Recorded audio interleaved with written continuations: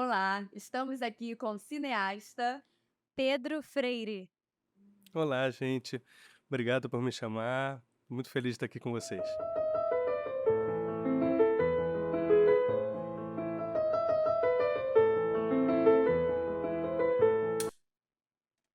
Sejam muito bem-vindos ao Godot Podcast. Eu sou a Luana Jordão. E eu sou a Carol Gomes. Ai, Pedro, que bom que você veio. Nossa, tô muito feliz. Eu já falei pra Carol assim, nossa, Carol, você tem que conhecer o Pedro, Peterson também. Todo mundo que tá em casa precisa também conhecer um pouco mais sobre você. Porque você é muito interessante, você, nossa, fala muito bem sobre cinema, sobre direção. E eu fiquei assim, quando eu fui na sua palestra, eu fiquei muito afim de conversar mais com você sobre o seu trabalho. Ai, é tão bom, né? Quando a gente traz pessoas assim que a gente fica. Todas as pessoas que a gente traz aqui, a gente valoriza isso, né? Que a gente tá podcast sobre pessoas que amam arte, né? E aí, quando ela falou, eu fiquei super curiosa para saber também um pouco mais sobre sua trajetória. Bacana, que bacana. Bom, mais uma vez, obrigado por me chamar, por querer me escutar. Eu gosto muito de falar, então, sempre uma boa oportunidade. Então vai ser Bacana, um papo fácil. A gente maravilha. sempre gosta de começar aqui quando começou a atiçar a arte dentro da Sim, pessoa. Aquele bichinho. O bichinho da primeiro arte. bichinho. Que Tá, às vezes vem da infância, mas E às o vezes Pedro, também não, né? veio de família, né, Pedro? de família, de família. Pois é uma loucura, porque das primeiras memórias que eu tenho na minha vida, das primeiras mesmo, assim, ali, quando eu tinha 3 anos, eu ganhei uma bicicleta, não sei o quê, e a Kombi que os meus pais compraram para viajar pelo Brasil fazendo peças de teatro. Aí tinha aquele cheiro de gasolina da Kombi, e eu tinha, sei lá, 4, 5, 6 anos, a gente ia viajando, eu ia junto com eles, não tinha com quem ficar, e eles lotavam a Kombi de figurinos e cenários e iam fazendo 100 cidades do interior do Brasil, né, com a peça deles, que era uma peça do Dário Fo, e muito legal. E eu ia, assim, não tinha onde ficar, não tinha com quem ficar. Eles eram muito humildes, então eles faziam a peça e eu ficava na coxia com a minha irmã mais velha, esperando a peça acabar. E assistia todos os ensaios, assistia mais da metade dos espetáculos, então eu tinha de cor a peça inteira. Lembro que teve uma vez que a minha mãe e o meu pai foram fizeram uma pausa, né, de alguns meses e depois foram voltar a ensaiar para voltar a entrar em cartaz. E eles não lembravam algumas partes do texto. E eu, com 6 anos, lembrava. Falava, não, pai, não era isso que você dizia. Meu Deus, que sonho, gente. É um filme. Cresceu nos camarins. Cresci nos camarins, total. E depois o meu pai começou a fazer mais televisão e cinema e eu comecei a ir para os sets também. Lembro também muito pequenininho, atrapalhando uma filmagem, porque eu fiquei brincando, eu acabei derrubando alguma coisa, tiveram que cortar, porque eu fiz barulho. Eu fiquei, ai meu Deus, eu atrapalhei a filmagem. Então é isso, minha infância passa muito por isso, pela coxia, pelos ensaios, pelos sets, né? E aí eu rapidamente fui entendendo que era isso, era por ali. Eu só não sabia aonde exatamente, mas eu sabia que não era atuar. Não queria atuar. E eu tinha dúvida se eu queria escrever ou dirigir. E aí fui crescendo, fui começando a ver muito cinema. A minha mãe, principalmente, me botava para ver muitos filmes. Eu lembro que eu assisti Os Sete Samurais do Kurosawa, eu não tinha nem 10 anos, assim. Devia Nossa. ter 8 anos, sabe? Então era uma coisa assim, ela botava muito filme para eu ver. Ela tinha uma coisa de me educar através do cinema, sabe? E aí eu fui crescendo e foi naturalmente o cinema. Eu ainda tinha uma certa dúvida entre cinema e teatro. Eu sabia que eu queria dirigir atores, que em algum momento eu entendi que é isso. Eu quero trabalhar junto com atores, mas não quero ser ator. Então eu vou dirigir atores, vou ser um diretor que gosta de trabalhar com atores. Então talvez o teatro, porque no teatro tem mais relação com os atores do que o cinema. Eu tinha essa dúvida, até que ponto o cinema podia ter relação com atores. Até que um dia, com 18 anos, eu fui ver no Odeon um filme do John Cassavetes, chamado Faces, que é o filme que me acompanha até hoje como meu filme favorito, meu filme que me guia, assim, um filme que me levou ao cinema, porque aí eu entendi que dava para você ser diretor de cinema e trabalhar com atores num nível de excelência, né, de transcendência. E Esse filme foi o que me fez decidir que era o cinema e não o teatro. Embora eu tenha dirigido teatro depois também, mas o foco principal é o cinema. E você então aprendeu essa coisa, né, esse compromisso de chegar na hora, de estar sempre, essa responsabilidade, né, do teatro desde muito novo, né? Sim, Porque eu lembro que eu aprendi a ter mais responsabilidade com essa parte, assim, fazendo teatro. sim. Porque é um grupo que depende de você, que é um É. elenco, enfim. A minha mãe sempre falava isso. A minha mãe sempre falava que o teatro é um pouco como o exército, no melhor dos sentidos, né? No que o exército pode ter de bom, que é disciplina. Então ela falava, você vê de vez em quando alguns jovens que não têm muita experiência chegando atrasados, não decorando direito o texto, mas a Fernanda Montenegro não chega um minuto atrasada e está sempre com o texto absolutamente decorado, porque ela é uma funcionária do teatro, é uma operária do teatro. Todo o trabalhador do teatro, né? Todo o ator de teatro com experiência sabe disso. Você não pode jamais atrasar porque tem um público te esperando. Então você tem que ser muito rigoroso com isso. Então eu já observei muito isso. As pessoas de teatro são sempre pontuais, são sempre muito sérias no que fazem, né? Eu aprendi muito isso com o teatro. E o cinema acaba que é também, né? Porque você tem ali 70 pessoas numa equipe, todo mundo tem que estar no set de filmagem naquela hora, senão o filme não acontece. Então isso é uma coisa que eu aprendi. Sempre tem um relógio para ter certeza que eu tô na hora. E aí você começou como preparador de elenco ou como diretor mesmo, assim? Você chegou a trabalhar também como preparador, Sim, né? mas isso veio bem depois, né? Bem Eu depois. primeiro fui estudar teatro e cinema em Madrid, né? Eu fiz uma faculdade aqui que eu não gostei muito de comunicação, achei que não tinha tanto a ver comigo. Aí fui para Madrid estudar teatro e cinema, fiz vários cursos livres e de lá eu descobri a Escola de Cinema de Cuba, que eu fui fazer um curso livre, adorei e fiz a prova e fui de Madrid direto para Cuba estudar lá. E aí eu me formei em direção de cinema em Cuba, fiz vários curtas, voltei para o Brasil, continuei fazendo curtas no Brasil. Comecei a trabalhar como assistente de direção em cinema, então fiz vários longas como assistente de direção e como eu gostava muito de atores, naturalmente foram me chamando para fazer direção de casting, né, fazer produção de elenco. E aí começou essa onda da preparação de elenco, que é uma coisa recente, né, uma coisa que começou nos anos 2000. Não existia essa função no mundo, nem no Brasil, nem no mundo. Né, antigamente. Nunca houve no Cinema Novo, na Novela Vague, né, em Hollywood, nunca houve a função do preparador de elenco. Uma coisa que começou a acontecer nos anos 2000 e aí em 2008 me chamaram pela primeira vez para fazer uma preparação de elenco e eu acabei fazendo acho que 6 ou 7 longas como preparador. Que foi uma experiência ótima para justamente treinar direção de atores, né, que é uma coisa que eu gosto muito, é o que eu mais gosto, é o que eu dou aula hoje em dia, mas ao mesmo tempo uma sensação meio dúbia, assim, tem uma relação meio dúbia com a preparação de elenco, porque é uma função que eu acho que deveria ser muito mais do diretor do que terceirizada. Era isso que eu ia. Isso é uma polêmica, hein? Tá aí a polêmica. Agora que eu ia alfinetar, tava só Quando ele esperando. falou isso na palestra que eu assisti, eu fiquei assim, não é isso, com certeza. Era isso que eu queria que você falasse um pouquinho mais sobre isso, porque aqui, acho que Brasil e mundo, né? Acho que tem a questão do diretor de cinema colocado em pedestal intocável, que o ator quase ou nunca tem acesso, né?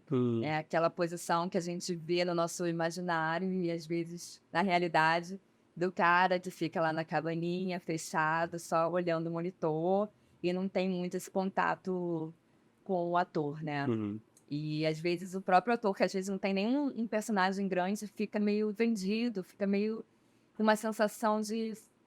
E aí, será que é isso? Tipo de participação, assim. De uma participação, mas até às vezes um ator consagrado mesmo, às vezes não tem nenhum. Uma troca. Motivo, uma troca do diretor, né? Porque fica muito tudo. O cinema é tudo muito compartimentado, né?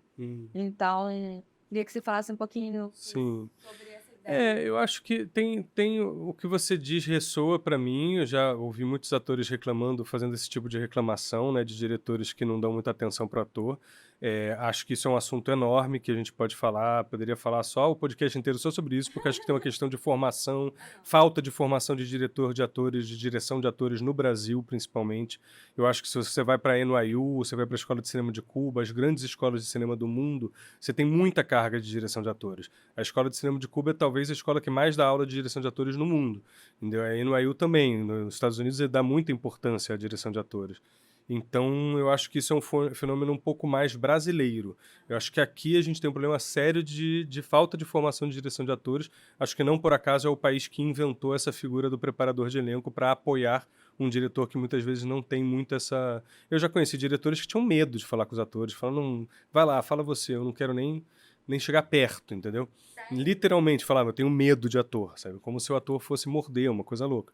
Mas eu acho que isso é um fenômeno um pouco local, sabe? Eu acho assim, os grandes diretores, Martin Scorsese é um grande diretor de atores, mas nunca que um ator secundário vai ficar ali sem nada, num filme do Scorsese, sem ele dizer nada, entendeu?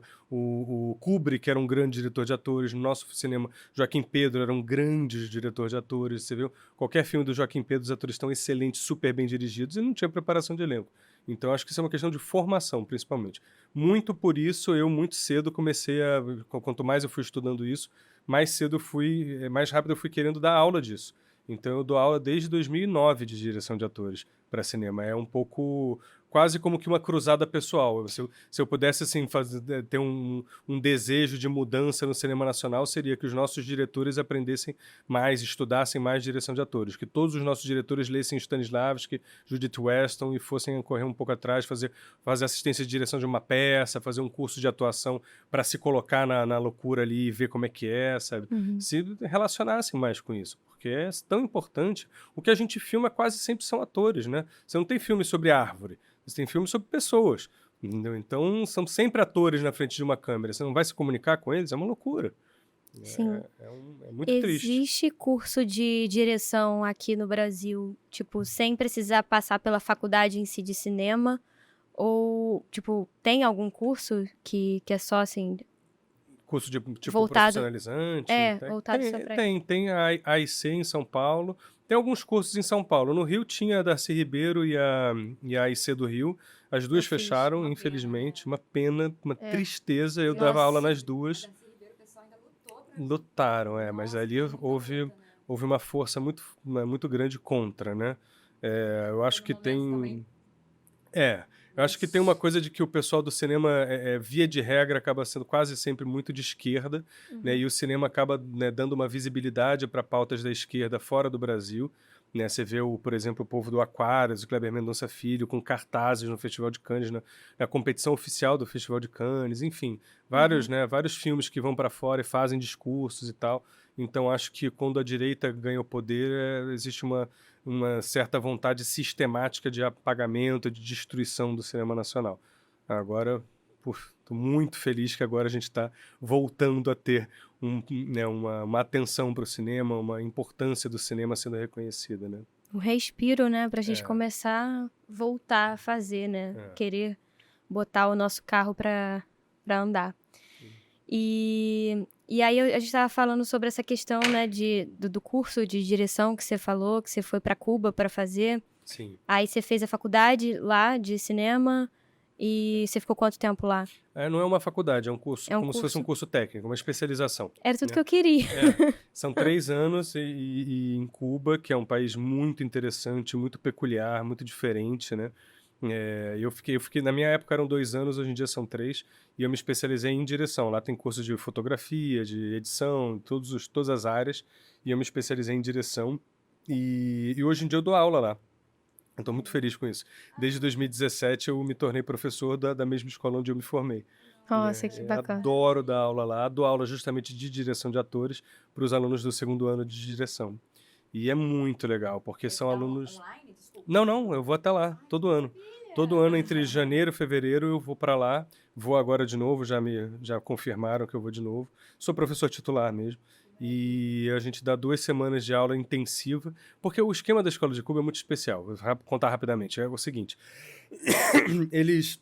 Não é uma faculdade, então eles não vão pagar um professor para ir lá uma vez por semana dar 3 horas de aula, né? Até porque se eles fizessem isso, eles teriam que ter professores cubanos que moram lá, professor profissional, né? E eles querem justamente uma coisa mais de gente que está no mercado trabalhando e pode compartilhar um pouco da sua experiência, entendeu? Então, o que eles fazem? Eles me pagam para ir lá, ficar 2 semanas, dar 6 horas de aula por dia, todos os dias, de segunda a sábado. Então, são 60 horas de aula em 2 semanas, muito intensivo, os alunos chupam tudo que eles podem de mim, e aí eu termino exaurido, eu termino assim quase de cama sempre, e aí eu vou embora, e aí vem outro professor, passa mais 2 semanas intensivas. Dessa forma, eles podem chamar gente do mundo inteiro com muita experiência que está no mercado. Eu tive aula com Abbas Kiarostami, entendeu? Lá nesse curso. Porque o Abbas Kiarostami decidiu que ele queria ir para Cuba dar uma aula, foi lá, ficou 2 semanas e foi embora. Eu tive aula com Costa Gavras, tive aula com Mike Fides, tive aula com uma galera muito legal, sabe? E já deram aula lá, o Coppola já foi 2 vezes dar aula lá, sabe? O Gabriel Garcia Marques dava aula todo ano lá quando estava vivo, né? É um dos fundadores, inclusive, da escola. É uma escola muito especial, eu sou muito apaixonado. E Cuba é um lugar muito especial, né? É um lugar muito... É um país que tem muita ignorância, né, sobre ele, tanto da esquerda quanto da direita, né? A direita quase sempre diz que Cuba é um inferno, que é uma ditadura horrorosa, onde as pessoas são oprimidas, e tem um lado que é um lugar realmente muito complicado, as liberdades são cerceadas muitas vezes, né? E ao mesmo tempo a esquerda muitas vezes acha que é o paraíso e também não é, um lugar muito difícil. Entendeu? Agora, quando você vai para Cuba e fica um tempo lá, você vai entendendo que é um lugar muito especial, porque é um lugar que é uma utopia, é um lugar onde você encontra um povo que tem uma educação que quase nenhum lugar do mundo o povo tem, porque ninguém é analfabeto, todo mundo foi alfabetizado, todo mundo passou por uma formação forte, não tem ninguém analfabeto, não existe lugar no mundo que possa dizer isso, entendeu? Ninguém passa fome, todo mundo come mal, porque todo mundo é pobre, mas ninguém é miserável, ninguém passa fome, ninguém dorme na rua. Entendeu? É muito especial isso, é uma utopia. Arte lá, como que é? Olha, é complicado, porque é um país muito pobre, muito empobrecido por não poder fazer, né, por causa do embargo norte-americano, não poder fazer comércio, muito empobrecido, então tem pouco dinheiro para arte, como tem pouco dinheiro para tudo, para comida, para qualquer coisa. Mas é um povo muito vivo, muito bem educado e muito cheio de criatividade, de talento. Então a música lá, por exemplo, é uma loucura, um dos lugares mais incríveis para você ir atrás de música, de dança. Tem um teatro efervescente também, com muito poucos recursos, mas tem. Tem um cinema muito vivo também, tá? O ICAIC, que é né, o órgão federal de cinema, dá dinheiro para cinema, e muitas vezes até, por incrível que pareça, embora falem tanto que tem muita censura, mas muitos filmes críticos ao governo são feitos lá, né? E tem a escola de cinema, que é um hub, né, de talentos, que é incrível. E se você pudesse fazer esse intercâmbio das coisas que você vê e vivencia em Cuba pro Brasil, o que você, se tivesse esse poder, o que você ia conseguir trazer para cá? Intercâmbio, você diz culturalmente? Ai, cara, não sei. A minha experiência é muito específica com essa escola, né? Então, por exemplo, quando eu fui chamado para ser coordenador de uma escola de cinema aqui do Rio, que é a AIC, né? A gente fundou, eu junto com a minha irmã Isadora, a gente fundou pela primeira vez um curso técnico de interpretação para cinema no Rio de Janeiro. Foi o primeiro. E aí o que a gente pôde fazer, que foi incrível, foi a gente pôde criar do zero uma ideia de escola, assim, uma ideia de formação. Como se forma um ator para cinema? A gente pode pensar isso do zero, a gente pode fazer o que a gente quiser, a gente pode botar eles para fazer aula de malabares ou de o que a gente quiser, entendeu?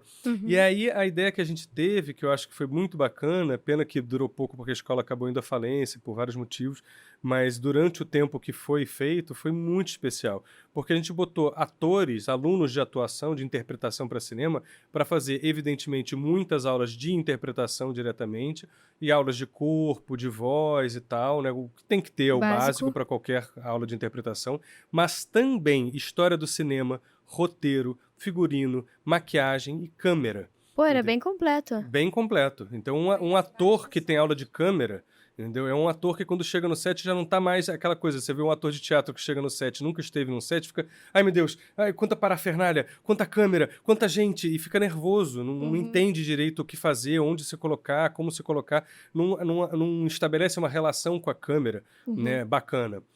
O ator que já tem mais experiência com televisão ou cinema, ele já vê a câmera ali, já se coloca para a câmera, já entende que tem um jogo com a câmera, assim como o ator de teatro tem um jogo com o público.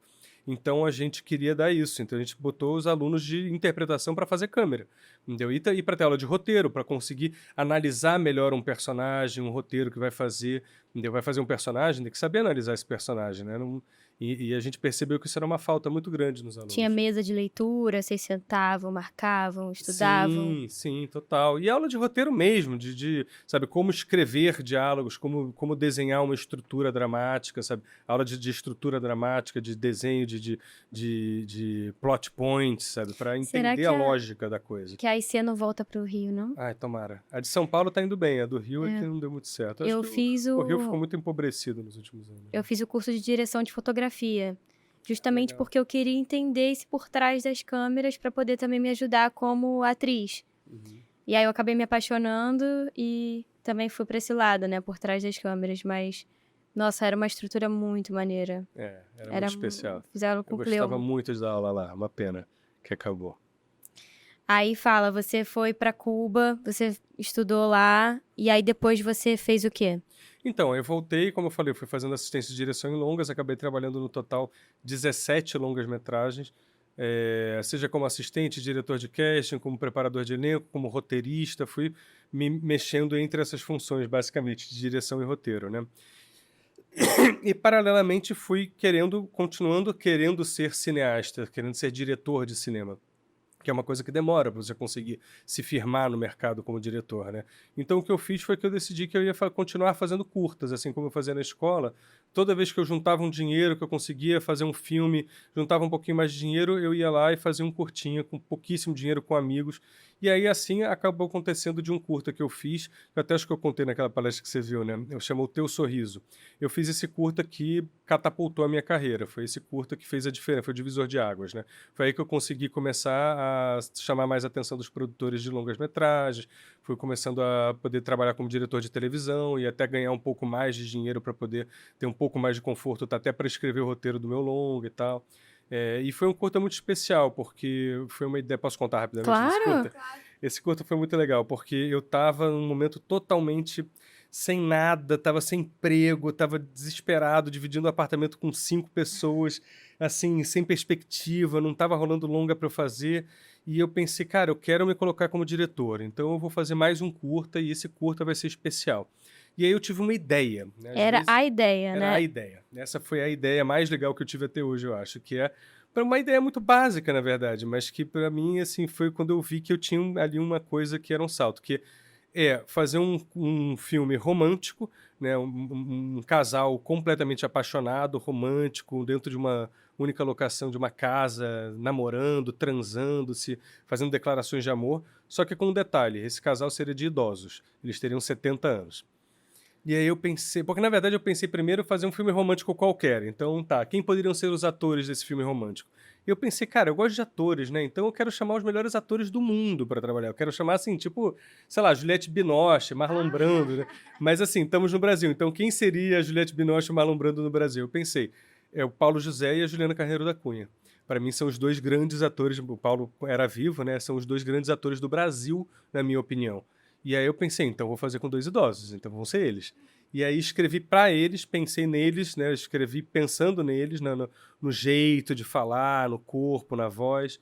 E aí escrevi o roteiro, gostei do roteiro, tomei coragem, consegui o e-mail de cada um deles, mandei o e-mail dizendo, olha, você não me conhece, eu tenho 27 anos, tá aqui um curta que eu fiz na escola de cinema para você ver um pouco o meu trabalho, e tá aqui um roteiro que eu escrevi pensando em você.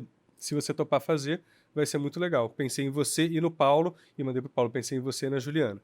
E aí os dois ficaram muito empolgados com o roteiro, gostaram do meu curta e principalmente gostaram muito da ideia de fazer aquele filme um com o outro. Os dois disseram isso. Pô, quando você falou que você chamou a Juliana, eu que fiquei com muita vontade de fazer. Quando você falou que você chamou o Paulo, eu fiquei com muita vontade de fazer. Então a união também dos dois fez muita diferença, né? E os dois toparam. E eu não tinha dinheiro para fazer o filme. E eu, ai meu Deus. E eu pensei, cara, não dá para eu esperar um ano até sair um edital, sei lá, entendeu?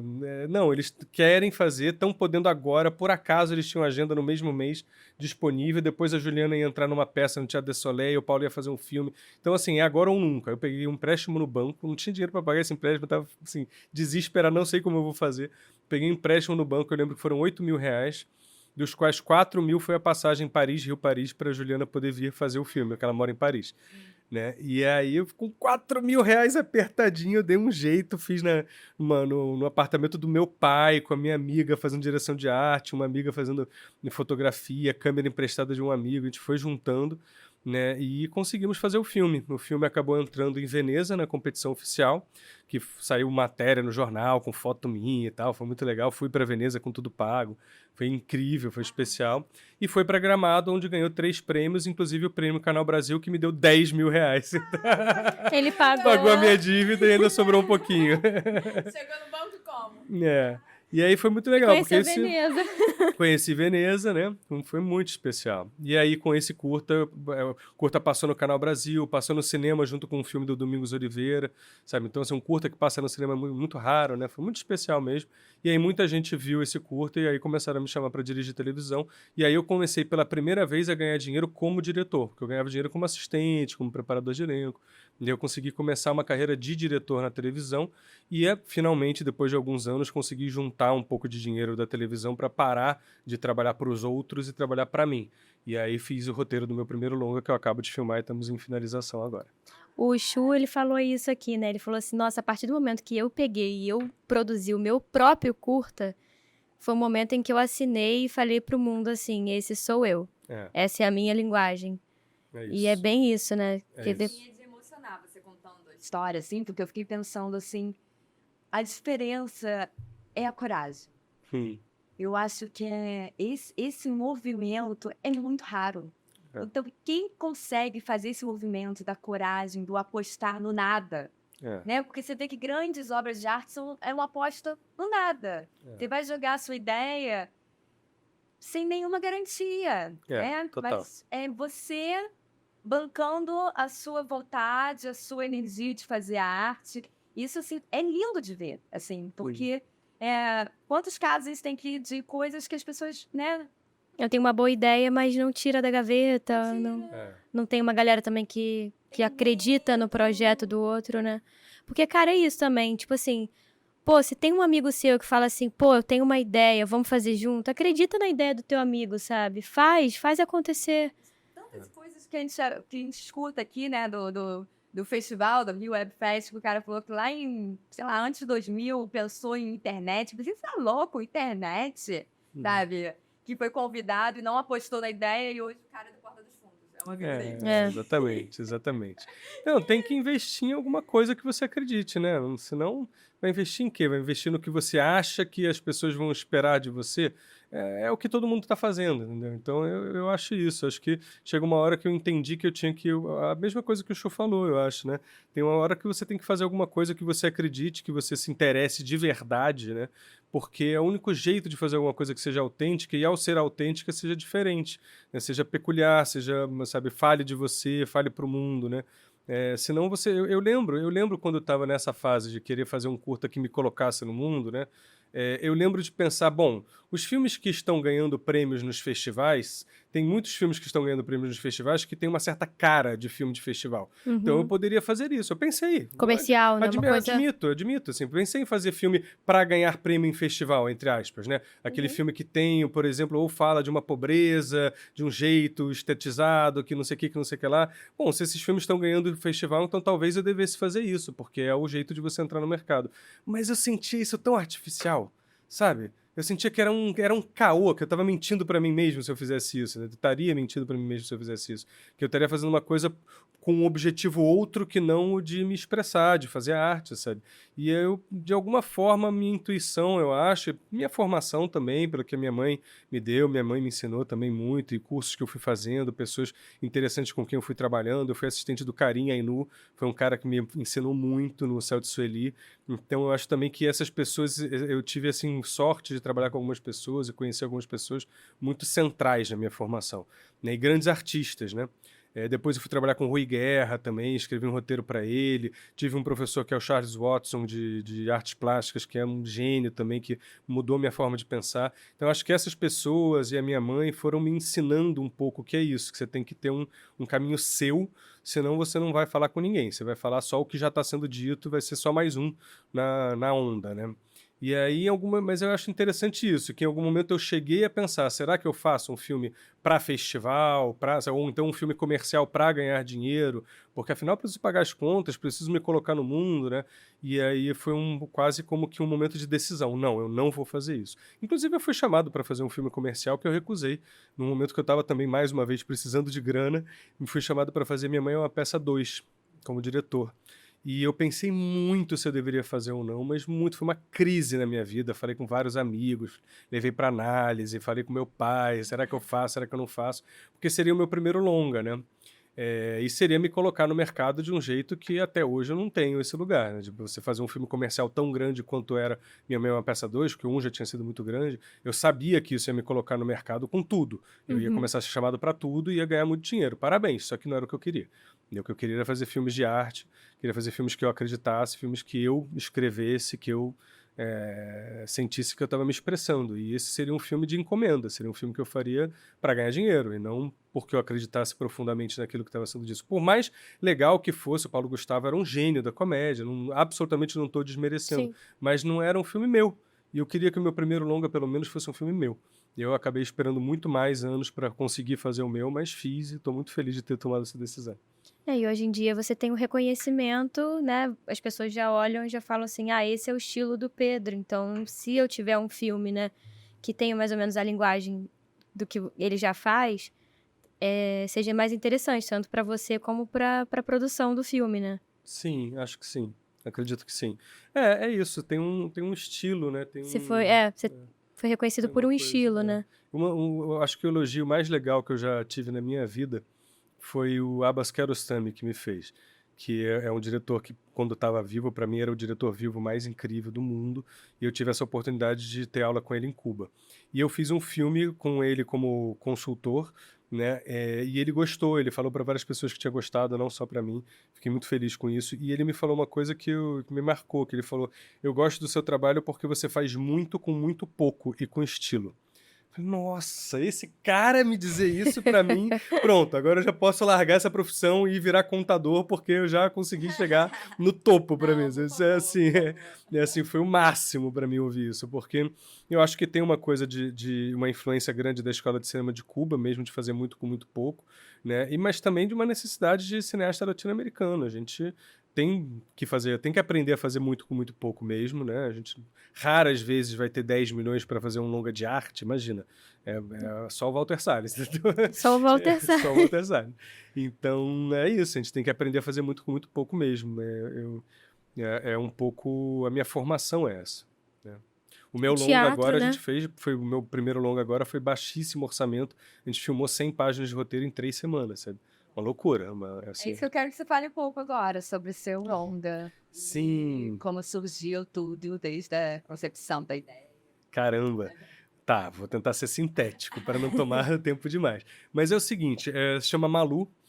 Malu era o nome da minha mãe, né? Minha mãe já faleceu em 2013 e ela era uma atriz, como eu já falei, né? Atriz de teatro. E a minha mãe, ela teve uma história muito difícil, porque ela foi uma atriz de teatro que nos anos 70 teve uma boa repercussão, assim, teve uma boa, né, passagem pelo Teatro Paulista dos anos 70, principalmente com Plínio Marcos, que era amigo dela, ela foi atriz da trupe do Plínio Marcos, era o grande parceiro da vida dela, o Plínio Marcos, sabe?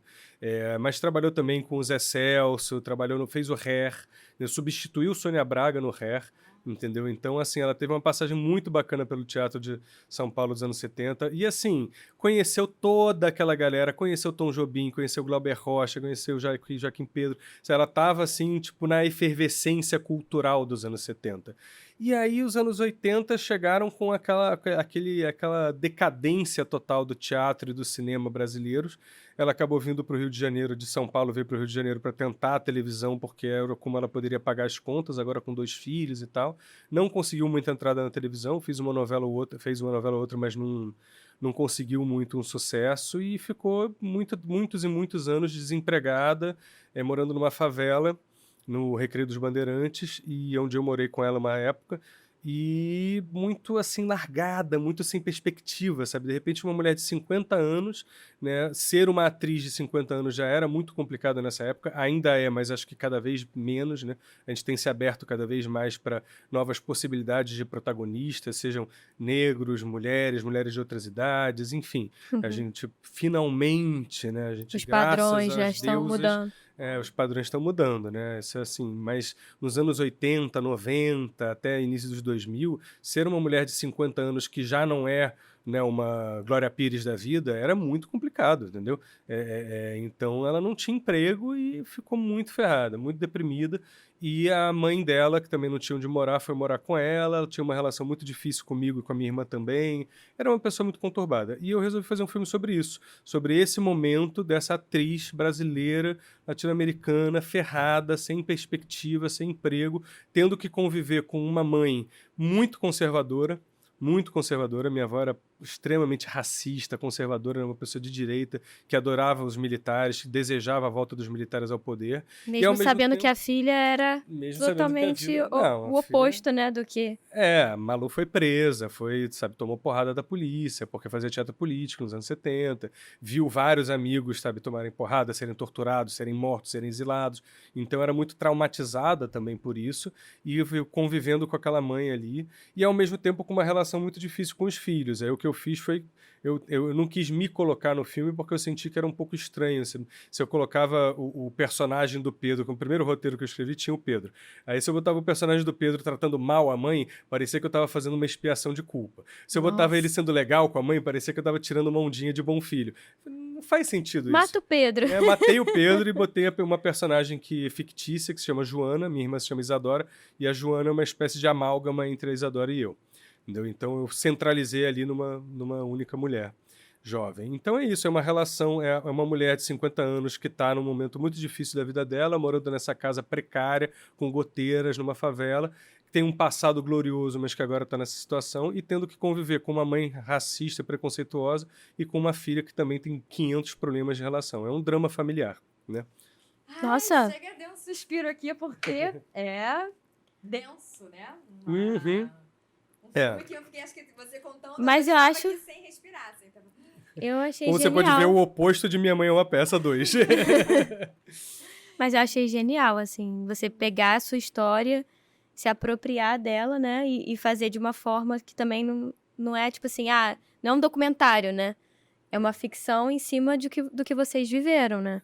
Total. E muito difícil, viu? Muito difícil. Eu chorei muito escrevendo o roteiro. Eu imagino. Chorei muito na filmagem e chorei bastante na edição. Eu chorava assim eu escrevi o roteiro num café perto da minha casa. E várias vezes eu tinha que parar aos soluços e olhava em volta, assim, gente, as pessoas devem estar me achando um louco, devem estar achando que eu recebi um e-mail da morte de alguém na família, porque eu chorava muito escrevendo o roteiro, porque era quase uma coisa espírita, assim, de baixar a Malu em mim e eu botar no papel frases inteiras e raciocínios inteiros que ela fazia, que vinham pra mim da minha memória mesmo, inteiros. E na filmagem isso foi Ela muito não forte. chegou a assistir, então? Não, ela faleceu em 2013. Fazem 10 anos. Esse ano fizeram 10 anos do falecimento dela. Então, e na filmagem foi muito forte isso, porque na filmagem, por exemplo, para dar um exemplo, tem uma cena em que a mãe e filha brigam, né, a Malu e a filha Joana brigam seriamente, uma discussão assim de quase porrada física. E eu usei uma discussão que eu tive com a minha mãe, que eu lembro, assim, sabe aquelas discussões que te marcam, que você lembra cada frase? E eu botei no papel cada frase, ensaiei com elas e filmamos. Cara, entre um take e outro, eu tava, assim, molhado, eu tava encharcado de lágrimas. E aí, entre um take, corta, eu ia lá falar com as atrizes, estava totalmente molhado, assim, limpando as lágrimas. Então, gente, acho que podia ser interessante você ir um pouco mais pra direita aqui. E, não, legal. E as atrizes me olhavam, assim, com os olhos arregalados, e eu sinto que isso fez toda a diferença. Foi a melhor direção de atores que eu pude dar, porque elas sentiram que aquilo ali era muito sério pra mim, era muito profundo pra mim. Não tava de brincadeira, entendeu? Aquilo ali não era só mais um filme, não era mais uma cena, entendeu? Não era mais um take, era uma coisa muito profunda. E acho que a cena mais bonita do filme, que elas se entregam num nível. A Yara de Novaes, que faz a Malu, é uma loucura o que ela faz ali. O Karim Ainu, quando viu o filme, falou, pô, essa atriz podia ganhar um Oscar. Ela tá incrível no filme. Eu tô muito feliz com o trabalho do elenco. A gente ensaiou 3 semanas, foram 3 semanas intensas de ensaio para filmar 3 semanas. Então elas chegaram no set já muito Prontas. preparadas, sabe? Foi muito legal. Eu acho que esse filme, acho que foi uma escolha sua, né? Como você falou, assim, você quis ter uma escolha especial para ser seu primeiro longa. E é um longa de uma cura também, né? Sim, Eu acho que total. faz toda essa diferença. Eu mostrei o filme pra minha analista. Eu falei pra ela, olha, você economiza umas 10 sessões assistindo isso aqui, não tem que falar mais nada. Melhor forma de se apresentar, né? Melhor forma. como foi essa escolha da atriz? Já que você dá tão... Casting. Como foi isso? Ah, isso é uma loucura à parte, viu? E eu fico imaginando pra você que tem toda essa valorização. Você que teve que fazer o casting, né? Sim. Como foi? O casting foi feito por mim, eu não tive um produtor de elenco. Porque já fiz isso, conheço todos os atores do Rio de Janeiro, imagina, chamei as pessoas que eu já conheço, já confio. Mas no caso da Yara, especificamente, foi que faz a Malu, porque eu chamei a Carol Duarte, para fazer a filha. Carol Duarte, não sei se vocês lembram, ela fez a protagonista do Vida Invisível, do Karim, Uhum. que é maravilhosa, uma atriz de São Paulo, incrível. E as personagens principais são paulistas, né? A Malu e a filha são paulistas. E para fazer a mãe, a avó, né? Eu chamei a Juliana Carneiro da Cunha, que já tinha feito esse curta comigo, já se tornou minha amiga, querida. E eu já escrevi o personagem pensando nela, que ela é perfeita para o papel. Porque tem um giro interessante nesse personagem, que ela é uma senhorinha muito conservadora, muito até malvada em alguns pontos, mas eu queria que ela fosse um doce de pessoa. Eu queria que ela fosse aquela velhinha fofinha de cabelinho branco que faz o bolinho. Trouxe um bolinho pra você, mas é racista, entendeu? Então é uma coisa assim, paradoxal, né? Porque isso existe, né? Porque isso existe. A velhinha racista que quer a volta dos militares não é necessariamente amarga e grosseira, entendeu? Então eu achei que isso era interessante pro personagem. E a Juliana é a pessoa doce por definição. Você pensa assim, pessoa doce, Juliana Carneiro da Cunha. Então eu achei que ela era perfeita pro papel. E a personagem da Malu era outra atriz. Eu escrevi pensando em outra atriz. Durante 4 anos o filme foi um projeto com outra atriz. E quando chegou assim, aos 45 do segundo tempo, faltavam 2 meses para começar a ensaiar, já com a grana, já com filmagem marcada. 3 meses antes de começar a filmar, a atriz teve um problema de saúde e não ia poder fazer o filme. Aí, assim, desespero, eu não dormia, eu tive que, assim, foi uma época da minha vida que eu tive que tomar Rivotril porque eu não tinha condições. Eu fiquei, assim, ter crises de ansiedade, eu não tenho atriz protagonista do filme que vai começar amanhã, filme da minha vida, é a minha mãe o personagem. E aí, caiu dos céus, assim, não sei nem explicar o que aconteceu, que apareceu Yara de Novaes na minha vida. A Yara de Novaes é uma atriz que eu já conhecia do Teatro Paulista, uma atriz que fez muito pouco cinema, pouca televisão, ela não tem muita experiência no audiovisual, nunca tinha feito uma protagonista de audiovisual na vida, mas é uma das maiores atrizes do Teatro de São Paulo. Então eu conheci ela do Teatro de São Paulo, já ganhou Shell, é super premiada, respeitada, conhecida aí em São Paulo, mas ninguém no Rio de Janeiro conhecia ela. E aí eu pensei, bom, essa atriz tem que ser paulista. O ideal é que ela seja paulista. A Yara nem é paulista, a Yara é de BH. Mas ela mora em São Paulo há 20 anos, então o sotaque ali já tá mais... Então é uma atriz de teatro, que é o que a Malu era. É uma grande atriz. E pra falar a verdade, ela tem até mais a cara da Malu do que a outra atriz, tem até mais a idade. A Maris que vem pra bem, né? A Maris que vem pra bem. Quando eu vi, a Yara encaixou Era pra ser. perfeitamente, assim, ela é... Apesar de que, isso é uma coisa que eu já falei abertamente com ela, eu posso contar. Na primeira semana de ensaio, eu fiquei em depressão. Primeira semana de ensaio foi péssima. Péssima. A Juliana tava fazendo a velhinha malvada com a boquinha torta de não gostei. Isso é um absurdo. A Juliana foi totalmente pra forma. Totalmente pra forma. A Yara entendeu que a personagem estava muito deprimida, morando naquela casa acabada e com uma relação ruim com a mãe. Então ela estava destruída emocionalmente. E a Carol foi para um outro lado. Acho que ela sentiu que as outras estavam um pouco formais demais, ela ficou flat, não fazia nada, era tudo sem desenho. E eu, assim, desesperado, meu Deus do céu, o que eu faço? Depois de uma semana de ensaio, eu juntei elas e falei, gente, tá ruim. Vou falar, vou abrir o jogo. Tá ruim, não tá legal, vamos repensar aqui. Juliana, eu não quero a velhinha malvada. Eu quero a Juliana. Eu acho você fofa, eu acho você querida, eu quero você, tá? É você, o seu jeito de falar. Né? Aí no set eu fazia uma coisa com a Juliana que eu fazia assim, ok, atenção, vamos rodar. Isso eu puxei do Marlon Brando, que ele fala isso na biografia dele. Eu falava assim, então ok, vamos rodar, atenção, silêncio, roda a câmera, roda a som. Aí antes de falar a ação eu falava assim, Juliana, você percebeu que isso que ela tá falando, tal coisa? Percebi. Então, fala um pouco mais sobre isso. Mas se a gente não vai rodar, estamos rodando, mas fala aí. Não, eu acho que ela, isso, aquilo, nessa cena, entendi, ação. Aí contaminava, entendeu? O jeito da Juliana falar na cena. E assim foi ficando muito natural e foi ótimo. E a Yara, eu falei pra ela, Yara, esquece essa coisa depressão, essa coisa faca no peito. Essa personagem é uma guerrilheira, ela lutou contra a ditadura, ela foi presa, ela é uma mulher do caralho, é uma mulher pra fora, peito aberto. Ela tá morando nessa casa com essa mãe, mas ela quer mais é botar o bloco dela na rua, entendeu? Ela quer ver o circo pegar fogo, é pra cima, não é pra baixo, é pra cima, é pra cima, é pra cima. E aí, como são atrizes extremamente inteligentes, extremamente talentosas, elas compreenderam essa direção e a coisa catapultou para muito além do que eu esperava. Então, assim, Porque tem ator e atriz que também dá uma trabalheira ali, né? Pra você conseguir que a pessoa entenda como é que é essa relação sua com o ator. Assim, você acha que tem alguns atores que é mais fácil de você dirigir? Como é que você faz pra conseguir explicar pra eles o que você quer que seja feito? Você tem alguma técnica? olha, eu acho o seguinte, eu acho que qualquer ator bom, qualquer ator talentoso, qualquer ator principalmente comprometido com o seu trabalho, gosta de ser dirigido, quer ser dirigido, deseja a direção. Eu tenho certeza absoluta, nunca dirigi Fernanda Montenegro, mas só para usar assim o exemplo máximo do nosso teatro, da nossa televisão, do nosso cinema, eu tenho certeza absoluta que Fernanda Montenegro adora quando o Walter Salles ou o Cariano chegam ali no ouvidinho dela e falam alguma coisa. Ela adora. Tenho certeza que ela não é uma atriz que fala, eu já sei o que fazer, dá licença, não me atrapalhe.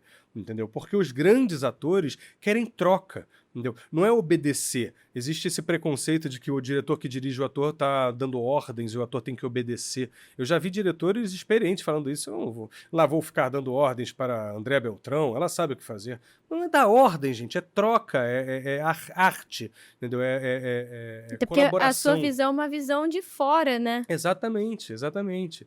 Então, tem uma coisa que a gente estuda na direção de atores, a Judith Weston fala muito sobre isso no livrinho dela, que é a direção de resultado, né? Então, por exemplo, se você vira para Fernanda Montenegro e fala, eu quero que essa cena você faça mais triste, você está dando uma direção errada, porque triste é o resultado de algo que está acontecendo internamente, entendeu? Então, se uma atriz do tamanho de Fernanda Montenegro recebe essa direção, o que ela faz? Ela para e pensa, tá, se ele está dizendo que ele quer um resultado mais triste, eu tenho que me recolocar internamente. Então, a minha relação com o que está acontecendo tem que ser outra. Então, quando ele me diz que tá, sei lá, que ele vai viajar e vai me abandonar, eu tinha entendido que a minha relação com ele era mais de tal jeito. Mas então, se ele quer que eu chore, que eu fique muito triste, então tem que ser uma relação muito mais profunda, para eu ter mais o que perder quando ele diz que vai embora. E aí essa frase me bater mais fundo, e aí eu resultar mais triste.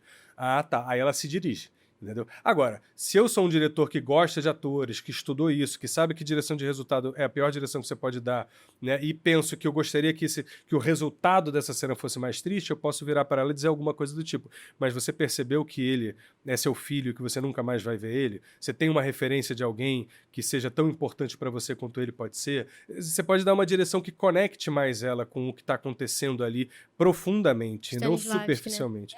Stanislavski básico, gente. Stanislavski básico. Se você leu o ator e o trabalho do ator sobre si mesmo, você já entendeu isso há anos, entendeu? E aí você vai estudando mais coisas e vai aprofundando isso. Mas é básico. É muito básico, na verdade. Aqui, diretor brasileiro não lê Stanislavski. Basicamente é isso. Pronto, falei. Hashtag. Hashtag. E aí, quando sai seu filme? Aonde? Como? Quando nós vamos assistir? Então, agora a gente está começando o processo de finalização. Eu já montei o filme, já está editado. Mas agora a gente vai começar semana que vem a correção de cor, depois é que vem a mixagem, a edição de som e mixagem, e aí finalização total, para a gente tentar lançar nos festivais internacionais primeiro, né, no início do ano que vem. Então, o ano que vem é um ano de lançar em festival.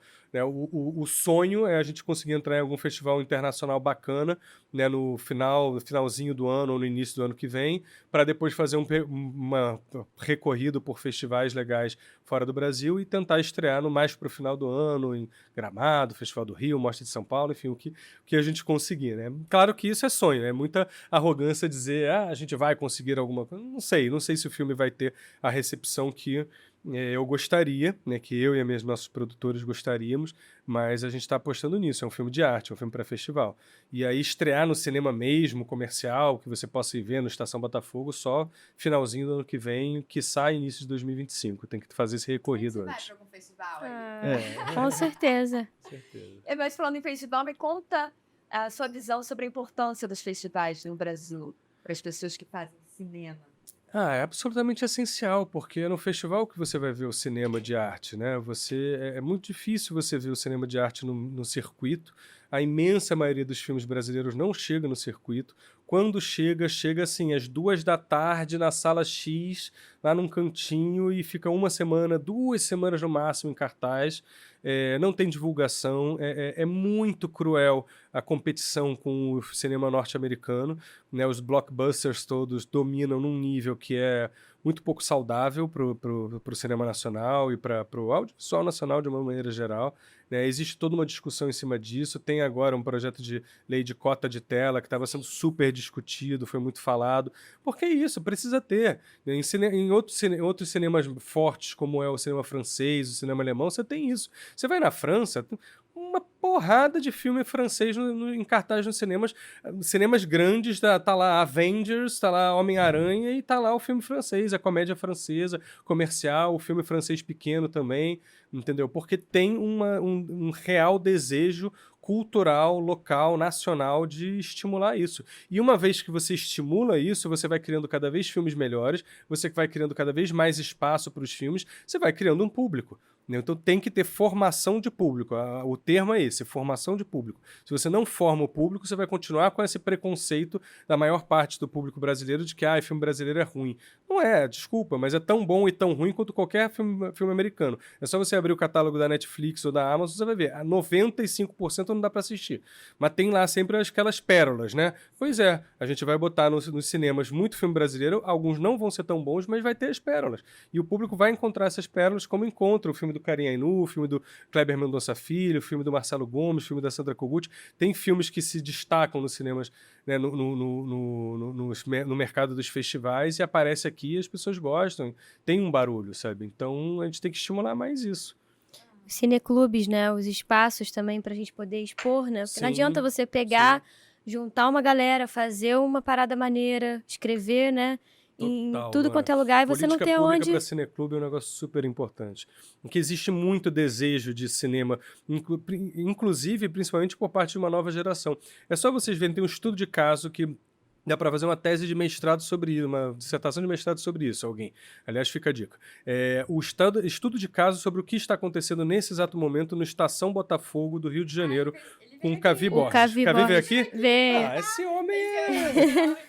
A gente ainda não soltou a entrevista dele, mas Gente, tem que... falou sobre isso. Galera, tem que assistir a entrevista do Cavi aqui no Godot. Falam muito sobre o cineclube. É maravilhoso o que esse homem tá fazendo, gente. Ele tá lotando, Tá movimentando. lotando cinema grande de rua, cinema de rua grande, meia-noite, lotando com as pessoas assistindo Kubrick, assistindo Joaquim Pedro de Andrade, assistindo filme de arte antigo, lotando, assistindo Madame Satã, entendeu? Lotando. Por quê? O que isso quer dizer? Isso quer dizer que existe o público para cinema de arte, existe o público para cinema de qualidade. Agora, tem que catar esse público, tem que saber catar, tem que saber chamar, tem que saber divulgar, tem que ter esse desejo. Se você botar às 14h de segunda-feira numa salinha pequena que ninguém, sabe, nem tem acesso a essa divulgação, claro que não vai lotar, vai ter, sabe, 300 pessoas vão assistir o filme. Queria que você falasse um pouquinho para a gente finalizar sobre umas dicas e inspirações para os jovens cineastas que querem se arriscar nesse mundo aí. Tem uma coisa que o Pedro falou na palestra que eu assisti, que eu gostaria que ele falasse aqui também, de dica, que ele falou assim, gente, quer conhecer um autor, quer conhecer um diretor, pega e estuda toda a obra dele, né? Escolhe, sei lá, o Kubrick, assiste tudo, Exatamente. né? E faz um estudo sobre a forma de trabalho deles, né?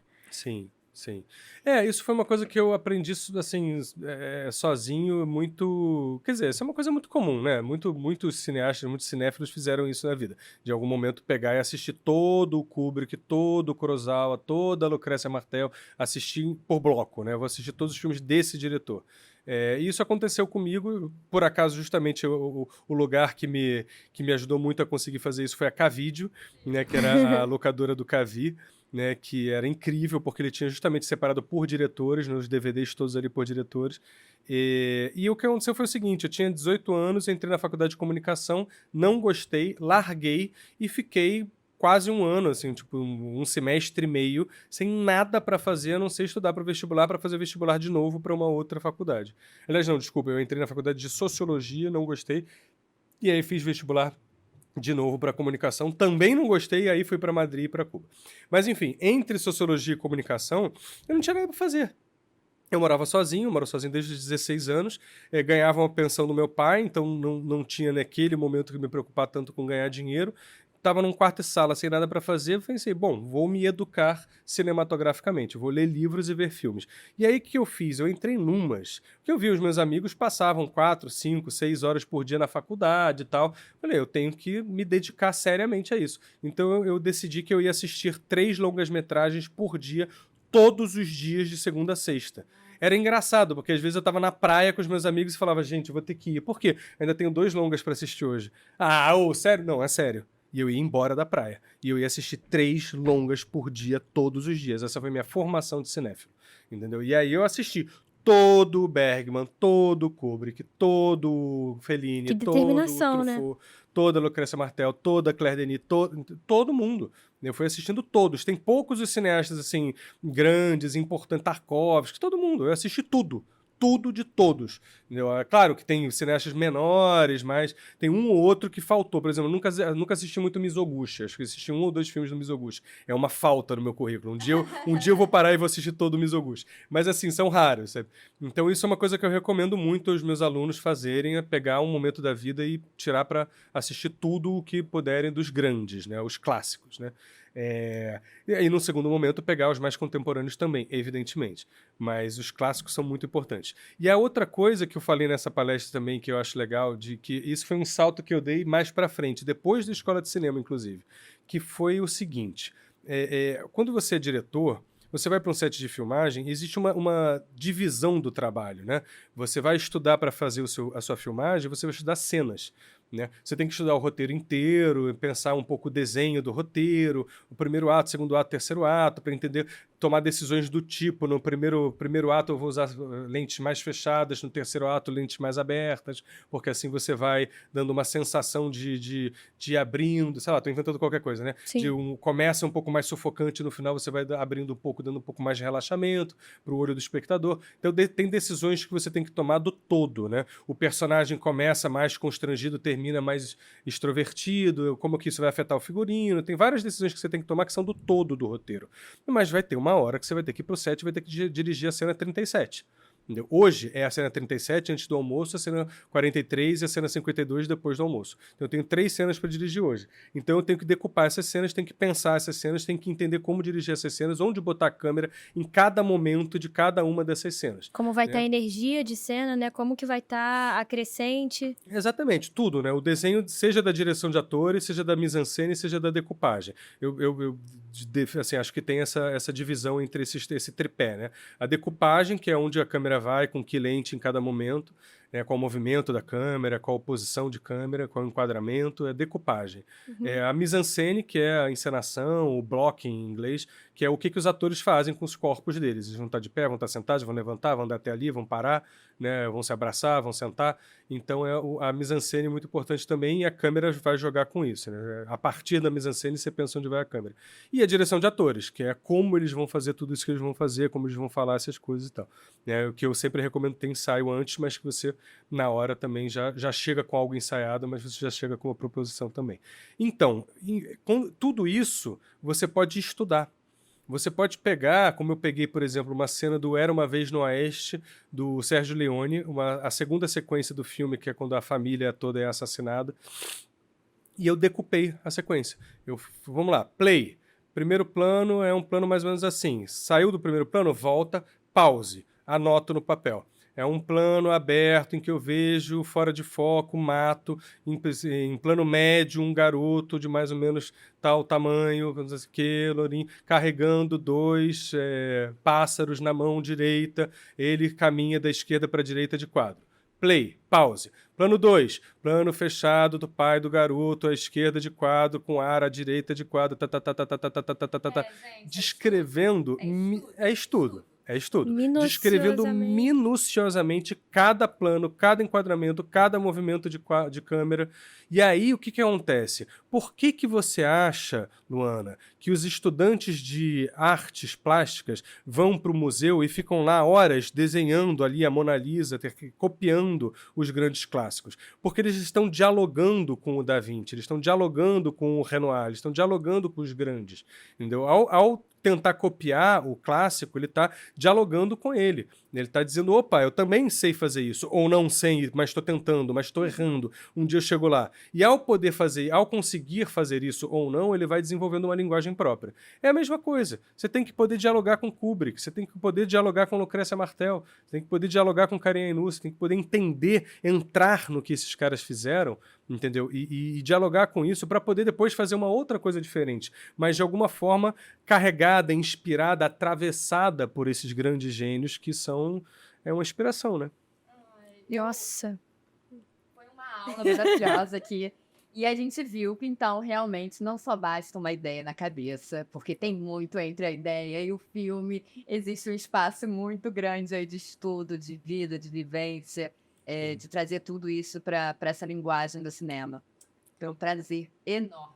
Pedro, nós temos um presentinho para você. Ah, que legal! Para você lembrar da gente. Oba, obrigado! Espero que você goste. Aí, bati no microfone.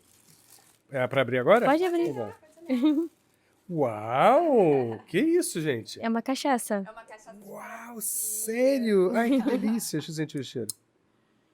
Aquela de canela, né? Delícia, adorei. Eu acho que é. Adoro uma cachaçinha, adorei. Nossa, que linda essa garrafinha. Vai virar um objeto cênico. Maravilhoso, adorei, gente. Obrigado. Que bom.